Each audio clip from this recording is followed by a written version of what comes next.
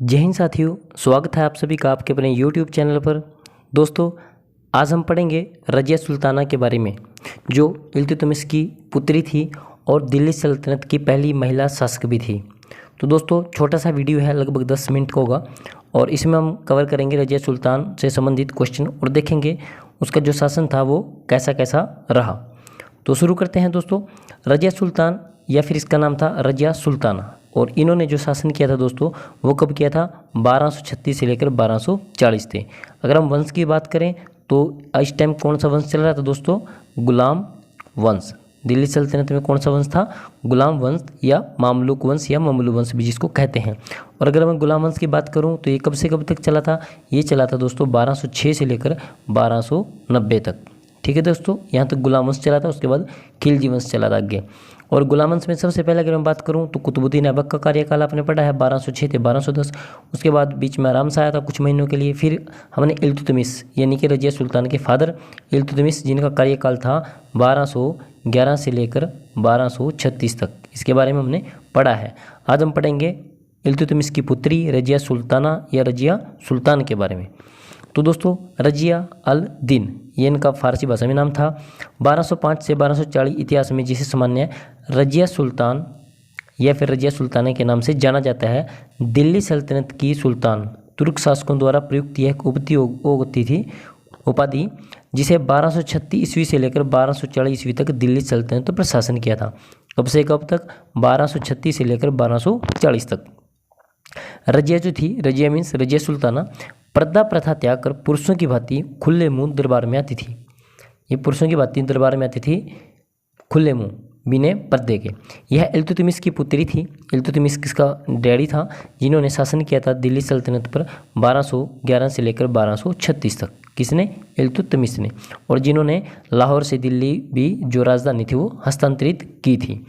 ठीक है दोस्तों, उसके बाद रजिया को अपने भाइयों और शक्तिशाली तुर्क अमीरों के विरुद्ध संघर्ष करना पड़ा। यह केवल 3 वर्ष तक ही शासन कर पाई थी, क्योंकि जब इनके फादर की डेथ होती है इल्तुतमिश, उसने जो ये पद था ये वंशानुगत कर दिया था। और इनका जो भाई था जिसका नाम था रुकनुद्दीन फिरोज, फिरोज से आप याद रखेंगे, रुकनुद्दीन फिरोज, वो गद्दी पर बैठा था कुछ समय के लिए।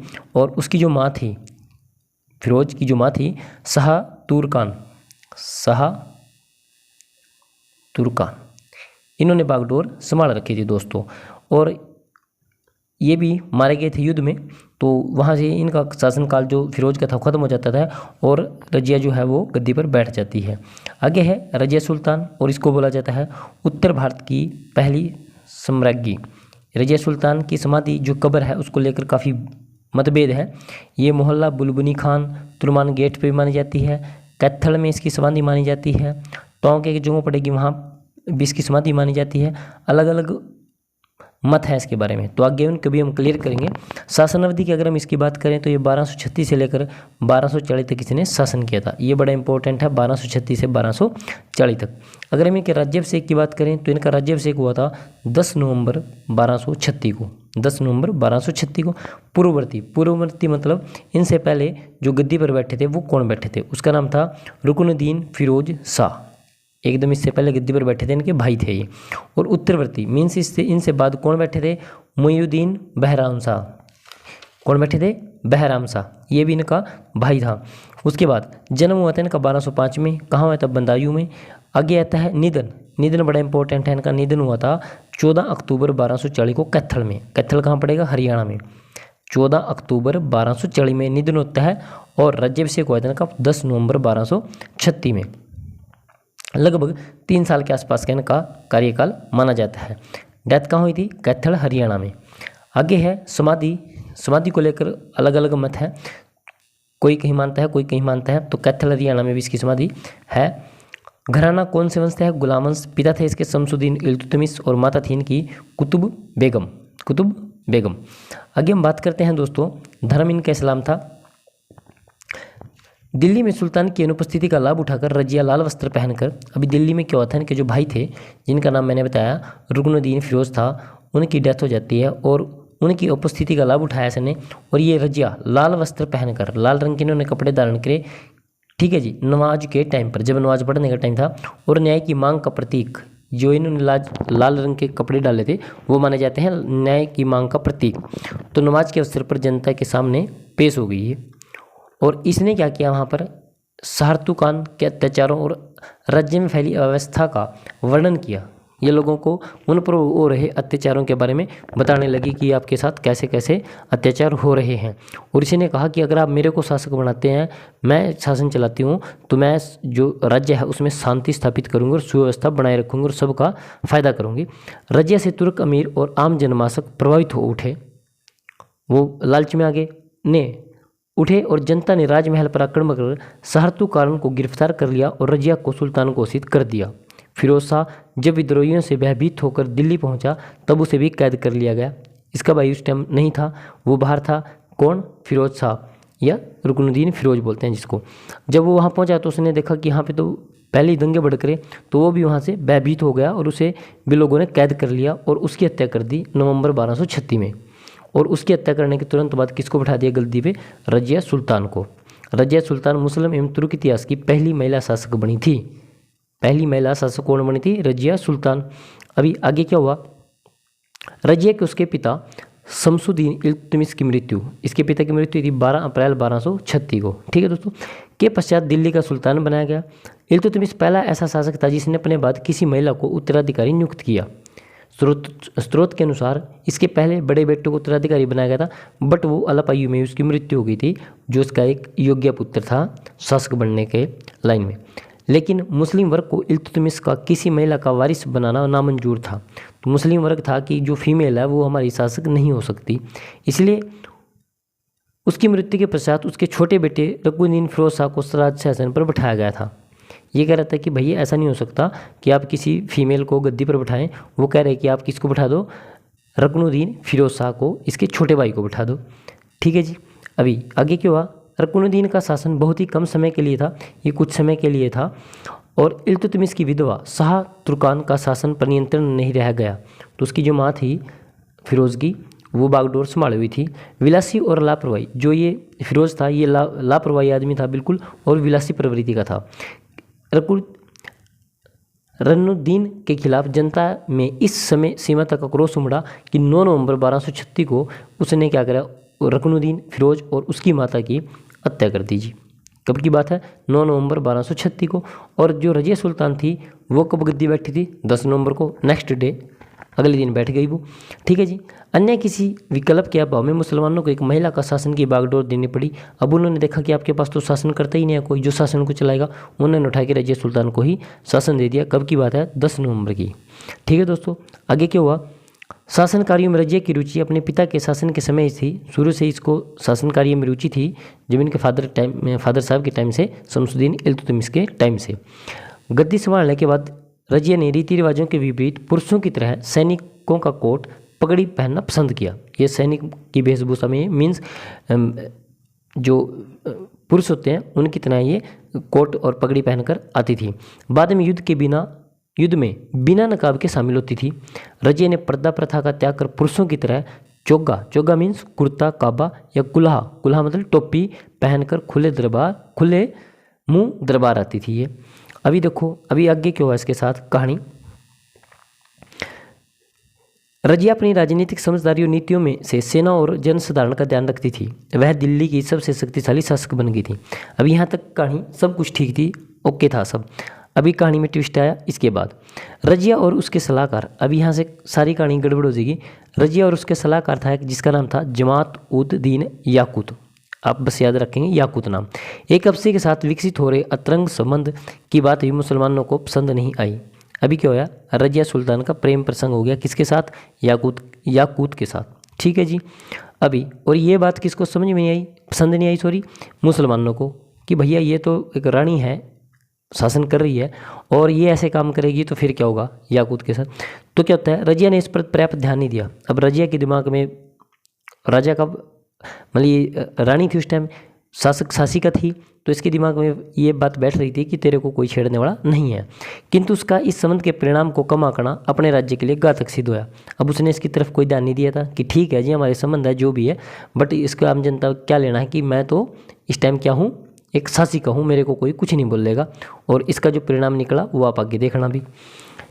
कुछ स्रोतों के अनुसार रजिया और याकूत प्रेमी थे। चलो ये तो एक अलग बात है, कोई मानता था ये प्रेमी थे, कोई मानता था करीब विदेश थे, जो भी था। इस सबसे रजिया ने तुर्की वर्ग में अपने प्रति ईर्ष्या को जन्म दे दिया। अब क्या हुआ, ईर्ष्या द्वेष होगी वहाँ की जनता में, क्योंकि याकूब तुर्क नहीं था और उसे रजिया ने असफसाला का उत्तराधिकारी नियुक्त किया था। किस पद पे था वो? असफसाला का अधिकारी, जिसको बोलते थे अमीर ए आखूर। क्या बोलते थे अगर आपसे पूछे? अमीर या अमीर ए आखूर, इस पद पर वो नियुक्त कर रखा था इसने। ठीक है दोस्तों। उसके बाद बठिंडा के राज्यपाल मलिक इख्तियार उद दीन अल्तुनिया ने अन्य प्रांतीय राज्यपाल जिन्हें रजिया का आधिपत्य नामंजूर था के साथ मिलकर विद्रोह कर दिया। अभी देखो जी, कहानी ये हुई कि जो रजिया थी इसका प्रेमी कौन था? याकूत। ठीक है जी।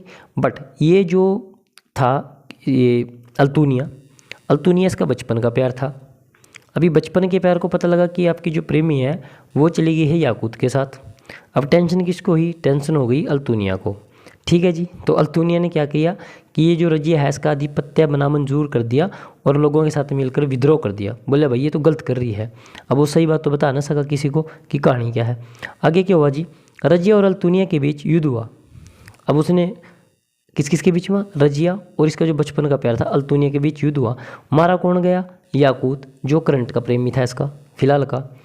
अब ये दोनों लड़े, मरा याकूत। रजिया को बंदी बना लिया गया। अब रजिया ने लग गया डर कि अब ये तेरे को मारेगा 100%। तो रजिया ने इसको ऑफर दिया कि देख अल्तुनिया, बात ऐसी है कि मैं मर गई तो कुछ नहीं, अगर मेरे को आप छोड़ दोगे तो मैं आपसे कर लूँगी शादी। इसने इसको क्या दिया? अल्तुनिया को ऑफर दिया कि अब मैं आपसे शादी कर लूँगी। ठीक है जी। तो अल्तुनिया भी तैयार हो गया, दोनों राजी हो गए। ठीक है जी। इसी बीच क्या हुआ, इनकी तो शादी होगी अल्तुनिया से शादी कर ली इसने, तैयार होगी कि ठीक है जी मैं आपसे शादी कर लूँगी। और रजिया के जो भाई थे मैजुद्दीन बहराम शाह ने शासन हथिया लिया। ये अपने उधर काम में उलझे रह गए और इधर बहराम शाह जी बोला जी भाई गद्दी पर तो मैं बैठूंगा। जो 1240 से 42 तक शासन किया था जिसने, इसके बाद था वो भी ऐसे ही नकम्मे टाइप में सियासन हथिया लिया। अपनी सल्तनत की वापसी के लिए रजिया और उसके पति अल्तुनिया ने बहराम शाह के साथ युद्ध किया।